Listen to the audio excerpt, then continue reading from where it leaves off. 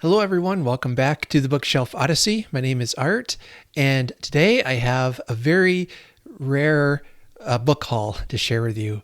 Now, not that these books are rare, it's just I don't usually have enough books to justify doing a book haul. So, what I've done is kind of save a pile of books that I've been purchasing off and on throughout this year. And I've got a stack over here I'm going to show you and talk to you about some new books I've added to my bookshelf. Now, I know right now several people online are doing a lot of, are doing like a book buying ban for a certain amount of time. And I don't typically buy a ton of books a lot of the time. It's usually one or two here and there scattered throughout the year. And I feel like I keep a pretty good balance on keeping my TBR pile of books I own down. So I would guess that of all the books I own, like more physical books, we don't want to talk about ebooks or audiobooks. I have so many unlistened to and unread, but physical books, I would say probably 3/4 of the ones I own I have read, and the ones I haven't read are by authors I'm reading through or books I'm going to get to fairly soon. So I feel like I've got a good handle on my buying to reading ratio. But I have found myself this year buying a few more books than I normally would. It could just be this year's been a bit stressful to start things off with. Before we get to the books, though, I don't know if you can tell, but I got a new phone. My old one finally died. It was kind of emotional, actually. Screen had cracked and it started acting wonky, so I finally had to replace it. But that was a phone I started booktubing with and started podcasting with it and everything. And it's been with me through many adventures. And it is now passed on to the great cell phone tower in the sky, or wherever it is cell phones go when they die. So yeah, anyway, got a new phone. Everything seems to be working well now, and I should be able to get more videos out for you. So let's go ahead and dive into the stack over here, and I'll show you what I got. First book I got that actually came just today in the mail. It's called Seattle Noir, and it's a collection of mystery stories set in Seattle. I used to live near Seattle, maybe about an hour or so away, back when I was a teenager. I love just the vibe of Seattle, the city, the Pacific Northwest. It's still, I think of it as my home. And so I saw this, I don't remember where I saw it or how I came across it, but there's a whole series of noir collections based in different towns and cities. They had one on Seattle. I had to get it. So this looks like it'll be a lot of fun reading, and I hope to get to that sometime this year. But we'll see what the old TBR list lets me do. And then next, let's see, a month or so ago, my wife and I went on a date. We had a date night, and our typical date night is we might go out for coffee, and then we'll go to bookstores, maybe go out for dinner.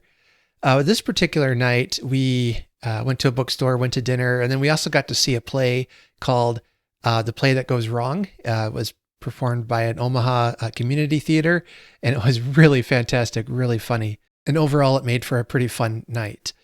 But we went to Half Price Books. We brought back some books we were getting rid of. I've been on a bit of a classic sci-fi kick, and I used to read them a lot when I was younger as a teenager, and then I just kind of fell out of it, lost the taste for it, I suppose. But lately it's been coming back.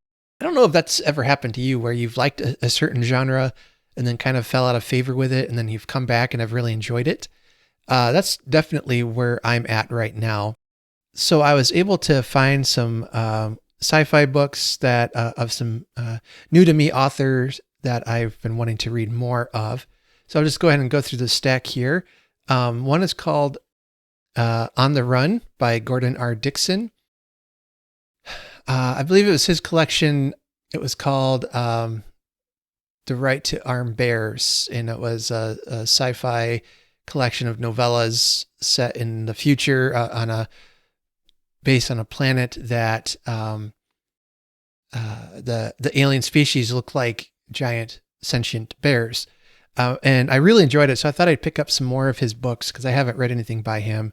And On the Run, it says, this is what this says it's about. It says, one day, Kyle Brunner was a solid Class A engineer in a society of world police and citizen files, jet-set migrants, and status-ranking stability keys. But the police ordered Kyle to forget about his missing wife, Ellen, and that was a mistake, because Kyle would move heaven and earth to find the woman he loved. Even when the search leads to slums filled with deformed psychos, blade-wielding thugs, and criminal ace kings, to secret societies of weird giants, crazed sirens, and debauched megalomaniacs, to time-warping superhumans, to vast, interlocked, warring conspiracies, each out to rule the earth or destroy it. Even when the search costs Kyle his freedom, his sanity, the core of his soul, and reality itself. Because to find Ellen, Kyle will have to move heaven and earth. Literally. So that sounds intriguing. Actually, some of it sounds like this might be a good book for Garbogist. I don't know. If you happen to see, Michael K. Vaughan is also starting another book read-along challenge thing called Rocket Summer. It's in July, and that's you're supposed to read classic sci-fi. Although this, the original copyright is 1956, so this would fall into that category. So I might read that for either Rocket Summer or maybe Garbogist. We'll have to see. And then I got another book by Gordon Dickson called In Iron Years. This is just a collection of some short stories that he wrote. So it's, so this is a short story collection. And then we'll stick with Dickson. I had one more here called Time Storm. And this one says it is, here's what it's about. The time storm had devastated the earth, and all but a small fraction of humankind has vanished.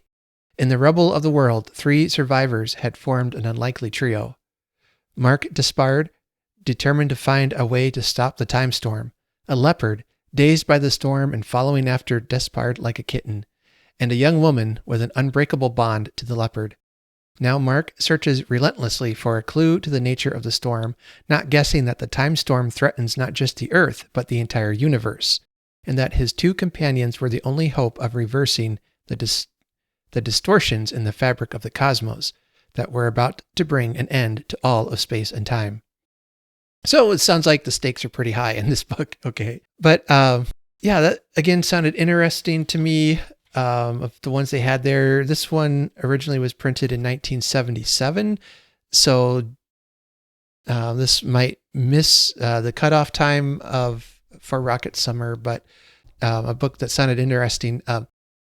I read a couple of things by Gordon R. Dickson, as I mentioned earlier, and I enjoyed it enough. I really want to try more of his work. A couple other sci-fi books I picked up is an author that probably needs no introduction, but that's by Arthur C. Clarke, one of my favorite classic sci-fi writers. And I got his The Songs of Distant Earth. And so this one is about, it says, just a few islands in a planet-wide ocean, Thalassa was a veritable paradise, home to one of the small colonies founded centuries before by robot mother ships when the sun had gone nova and mankind had fled Earth. Mesmerized by the beauty of Thalassa and overwhelmed by its resources, the colonists lived an idyllic existence, unaware of the monumental evolutionary event slowly taking place beneath their seas.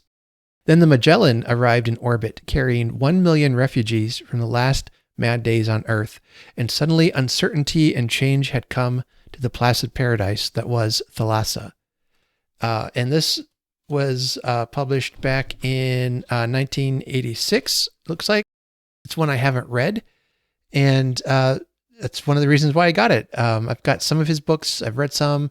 I own some, but that was one that was new to me. And then I got a collection of his nonfiction writing called The View from Serendip, and its subtitle is Speculations on Space Science in the Sea. And I'm curious to read that. I just read a biography of Arthur C. Clarke last year, I believe, and found him to be such a fascinating character. And I've really enjoyed what he's written, both fiction and a little nonfiction that I've read. Now he is a scientist, and I'm not by any stretch of the imagination. So I'm hoping I can understand what he's writing there. But I've really enjoyed what he has written, and I think I'll get on with that. So a couple other ones, and then to add to the pile, and then I got a mystery in a series I'm reading. It's At the Stroke of Madness, and it's by Alex Kava. And it's the series is about the FBI Special Agent Maggie Odell. And in this book, she gets a call from a friend of hers whose parents have gone missing, and then she gets drawn into a mystery in a case. And this is can't remember which number book this is in the series, but I'm not quite up to that one yet, I don't believe. Or maybe I am up to this one next. I'll have to check now, but I know it's one coming up soon that I don't have and haven't been able to find in my library or anything. So I wanted to get that. I've read just the first couple of books in the series, but I've thoroughly enjoyed it. Now, these are most definitely not cozy mysteries. They're a little more hard-boiled, but it follows the character again of Maggie. She's in the FBI. She has problems working because the men that she works with, they don't always accept her as being a part of their group and all that. So it explores some of those themes along with really, really good mysteries and very compelling characters. And yeah, it's a fantastic series. I've really enjoyed reading it. And then speaking of mysteries, I got a couple of Sue Grafton novels here. Now, in this next bookstore I went to just a little while ago is a bookstore that just opened up near me, maybe about 20, 30 minutes away. And it's a tiny little bookstore. I mean, it's got one room, but they have a ton of books and pretty well curated as well. And in the store as well, they have art supplies and then also music. So it's a very eclectic collection in the store, but it has many of my interests all in one store. So I really have enjoyed having that closer to me. So I got B is for Burglar, and then C is for Corpse, and that's part of the Kinsey Malone series. Now, I had waited to read this series because Sue Grafton was getting close to being done, and I wanted to wait until she had A through Z finished before I started reading. Although I did read A is for Alibi a while ago and enjoyed it. But then and then we found out that she passed away, I think just as she was starting to write the last novel, the letter Z. And since she died, I believe her estate said that they have no plans to finish the series or anything like that. So I thought about maybe just not reading the series, but from what I understand is the books don't really leave you hanging. Like you can kind of dip in and out depending. I'm not a barbarian, so I'm going to read them in order, but I had thought about not reading them at all because the series wasn't finished, but then just decided, I'll go ahead. I'll go ahead and read them. I'm really behind. So if you don't know, the Kinsey Malone series is about a private detective named Kinsey. She's tough. She's intelligent. She's fierce. I'm basing this all on just the first book I read, but really good mystery. Very classic feeling. I believe that book was written back in the 80s. So yeah, she'd been writing for quite a while before she unfortunately passed away. But yeah, I'm going to go ahead and try to work my way through that series. I found a couple of those there at the bookstore, and I was able to help support a local bookstore, and that always makes me happy. Then I got some nonfiction from the bookstore as well. This one I got kind of on a whim. It's called How to Read and Why by Harold Bloom. Now I know Bloom has written a lot about reading and collecting this, so-called the canon of Western novels, that kind of thing. And I believe there's probably some controversy about that. I mean, there's controversy about everything, but I kind of on a whim got this just to see if he can help me develop my reading tastes and challenge my reading tastes and help me to, better be able to come up with better at like book reviews and things like that. I don't know. Just kind of on a whim, I got it. It was only like $1 or $2. It wasn't much at all. So I thought I'd go ahead and grab that. And then one I'm really excited to get to. I'm really excited about this book. It's called The Reading Promise. And it says, My Father in the Books We Shared by Alice Ozma. And what this is about is that when Alice was in 4th grade, she and her father made a promise to read aloud together for 100 consecutive nights. Upon reaching their goal, they celebrated over pancakes, but it was clear that neither wanted to let go of what had become their reading ritual. They decided to continue what they came to call the streak for as long as they possibly could. From L. Frank Baum to Dickens to J.K. Rowling to Shakespeare, Alice's father read to her every night without fail until the day she entered college, a remarkable 8 years later. In this deeply affecting memoir, Alice tells the story of her relationship with the extraordinary man who raised her, from his steadying hand on the back of her wobbly bike to his one-man crusade to keep reading in schools, through a series of deftly written, often hilarious vignettes about the words they shared and the spaces in between. And here on the back is a picture of the author with her dad. And I just think this book sounds really sweet, really fun. I love reading books about books. Yeah, and that one really connects with me because when I was younger, when my kids were younger, I would read to them quite often, and I just have special memories of that, of reading to my boys, of reading to my daughter, reading the different books we would read aloud. I read some Magic Treehouse books. We read some of the classics like The Lion, the Witch, and the Wardrobe. I read them The Hobbit and Lord of the Rings. I read them the entire Harry Potter series. That was quite a feat. It took me a couple of years, I think about 2 years to get through that with them. But it was just so enjoyable. And folks, if you have kids at home and if they let you read to them, even start off just a couple minutes a night, but just do it. It will create such a lasting memory, and it will help. I think it'll help give you a relationship, a bond to bond over books. So I'm really looking forward to reading that. I think I've got it on my TBR to read it maybe in the next month or two. So I'll have to check, but I'm excited to get into that one. And then this last book I got from the bookstore in the Des Moines area I had mentioned in a couple of videos ago, and it's called Holding Stone Hands by Alan Boye, on the trail of the Cheyenne Exodus. And what this is a nonfiction account of the author sets out on foot to follow.